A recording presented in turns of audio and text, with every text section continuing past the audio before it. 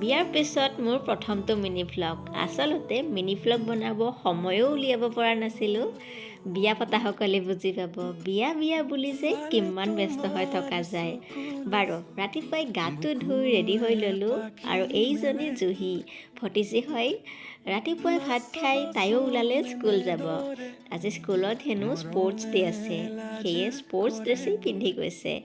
তাৰপিছত ময়ো আহিলোঁ, অলপ চলপ কাম কৰিব আছিলে, সেইখিনি কৰি ল'লোঁ আৰু এতিয়া আহিলোঁ কিটচেন ডিপাৰ্টমেণ্টত। বাকীখিনি শাহুমায়ে বনাইছে, মোক কেৱল কলফুলখিনি বনাব দিলে। বনাই মেলি সোনকালে ভাতকেইটাও খাই ল'লোঁ।